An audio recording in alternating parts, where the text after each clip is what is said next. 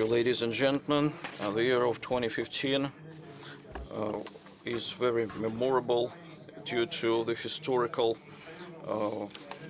importance of the Soviet Union, who defeated the Nazis during the Second World War.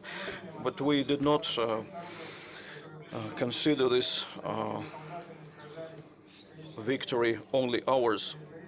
Many people have united their efforts to fight fascists, and we remember our allies and their contribution, and we will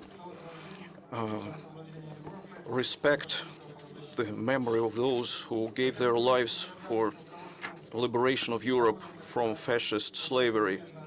I'd like to express gratitude to the leaderships of nations who cherish the memories and memorials to heroes of this war.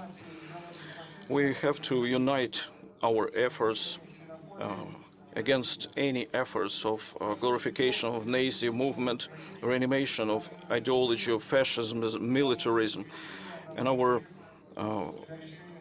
duty is to avoid new tragedies. We don't need new wars and shocks. We need peace for our creative tasks fulfillment. We are concerned that the construction of stability, which was created after the Second World War, is now healing. A number of countries consider that they can dictate the basic norms of international law, and utilizing double standards and interfere in sovereign states, including implementing forces. The phenomenon of the color revolution continue developing and becomes of a global character. And we warned about this during our last Moscow conference. The attempts of organizing so-called revolution of umbrellas in Hong Kong, the situation in Venezuela, all of these are links of the same chain. And the most great tragedy in this line of color revolution is Ukraine. The United States and their close allies crossed all borders, which could not let us stand without noticing it.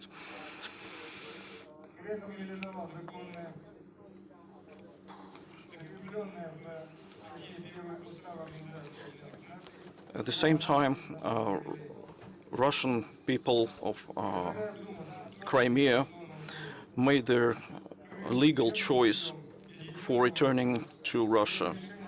Crimea have decided,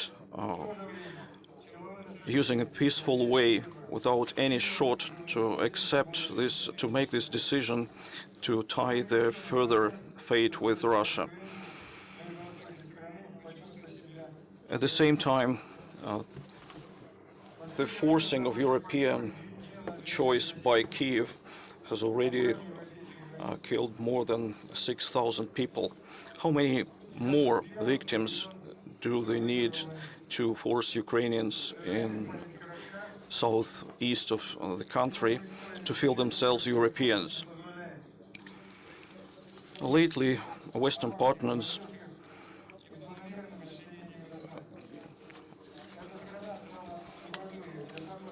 blame Russia in trampling of European borders, but they do not remember that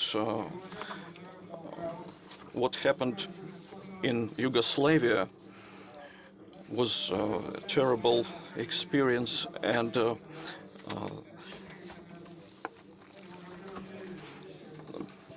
bombing of this country Other examples is Iraq and Libya. So those who criticize Crimea people and Russia in violation of the international law are wrong. We're not able to create the European security without uniting our efforts. Instead of that, we see the treaties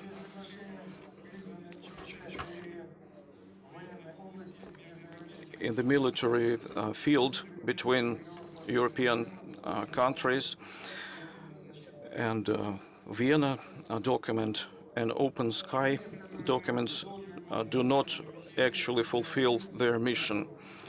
The trust which we have invested our efforts and initiatives is undermined. Informational war is also increasing, where lie and slander towards our country and its armed forces became a norm. In the media of most of European countries, they are promoting the necessity of containing Russia because of the Russian military threat, which allegedly require an urgent reaction of NATO. The self-target of this politics is declared like international isolation of our country. This is very simple. You either with us in our struggle with Russia or against us. The efforts of countries of NATO, first of all, the United States, increased their influence on post-Soviet space. For reaching their interest, Washington and their closest allies use various set of means, promises of investments, grants, and other aid. Blaming Russia in annexation of Crimea, Western envoys are scaring our neighbors and partners that they would be next victims of Moscow aggression. NATO countries try actively to catch space steadily increasing potential in the Eastern Europe and coming closer to Russian borders.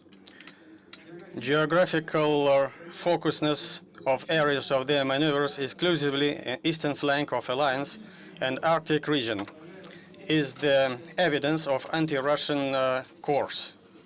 Non-nuclear countries of NATO are involved into maneuvers in use of American tactical nuclear weapons deployed in a number of European countries.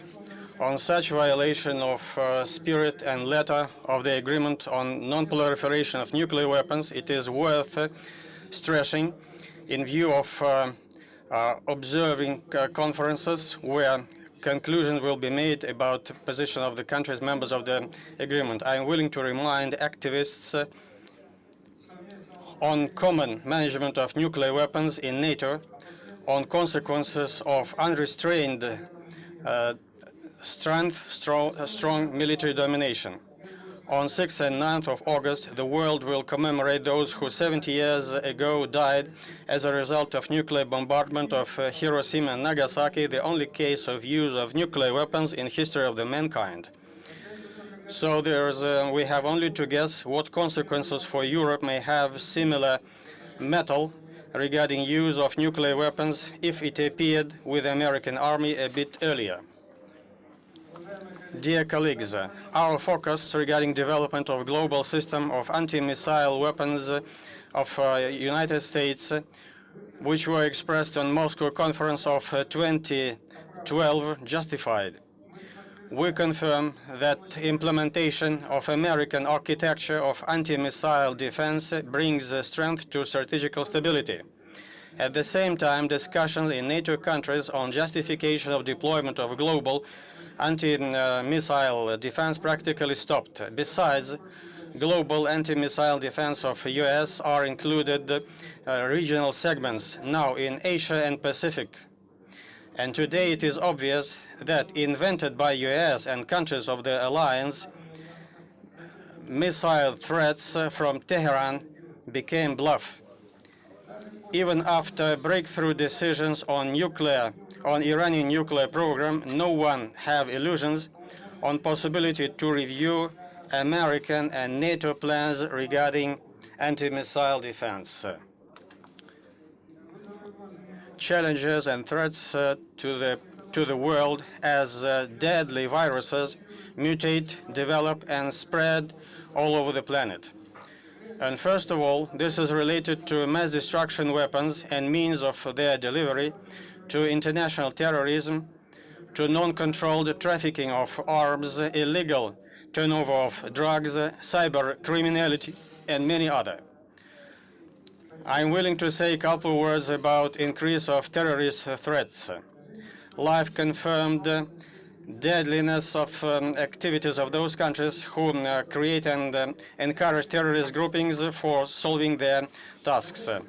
In future, such organizations come out from control of their patrons and convert into general danger to security. It happened in this way in Afghanistan when Taliban was encouraged, then became a cradle to form Al-Qaeda. Similar experience repeated in Libya, Syria, and Iraq.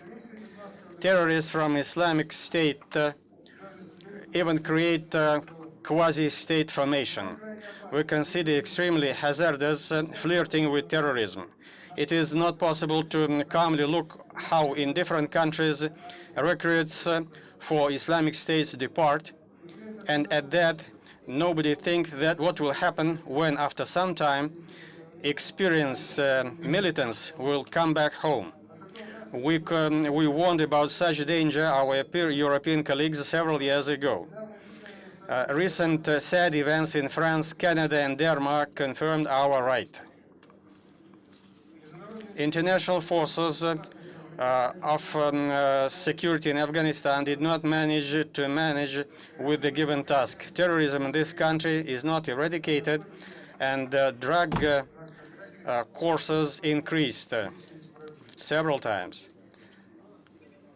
These all represent real danger to countries neighboring to Russia, first of all, to our allies in Central Asia. In this view, we will continue delivering serious support, military support to Tajikistan with armament and military equipment, as well fostering our outpost in this country, Russian military base.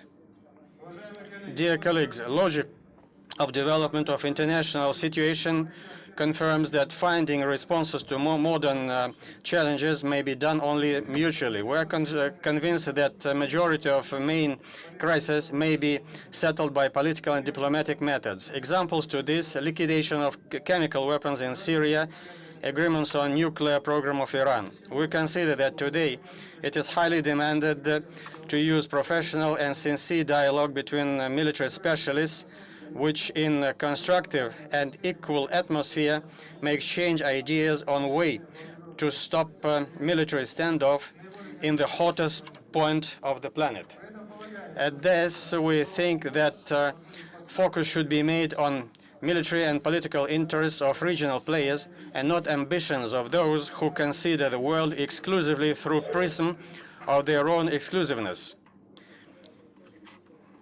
We really live in a critical moment of history. Namely, we have to determine parameters of world order. Certainly, we may continue existing under conditions of confrontation, dictate of power, ignoring international law and national interests of countries. However, we suggest another way of multilateral cooperation based on principle of equal and undivided security. We have to find such solutions of difficult problems of international security, which would be based on balance of interests and compromises. These words are supported by solid initiatives, realization of which could allow mitigating tension and strengthening global and regional security. So, a way out from situation with European anti-missile defense is given in the ideas of the Russian President Putin regarding creation of non-strategical anti-missile defense in Europe. Let me remind that Russian suggestions can envisage creation of economically viable system of anti-missile defense, scale, structure, and capabilities of which would be rateable to risks which face Europe. Other example, provision of stability in Asia and Pacific region. In 2013, Russia, jointly with China and Brunei, suggested a plan of action to form their new architecture of security.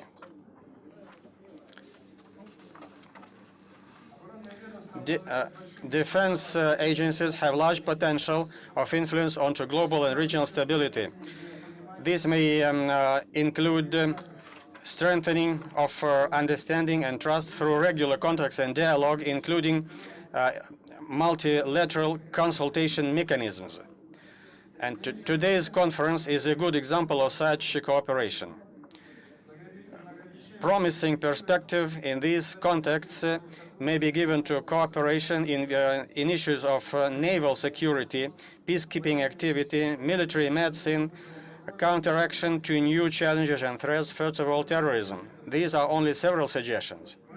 I am sure that during conference, some other ideas aimed onto peace fostering will be expressed. And despite attempts of some Western leaders isolate Russia, to punish us for independent policy and protection of compatriots who are not willing to become unsociable.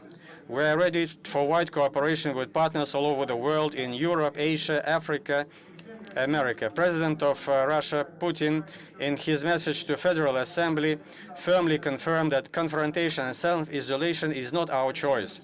We consider that fruitful discussions which will take place today will allow making another step towards building stable and strong world and peace built on principle of equal security. Thank you for your attention.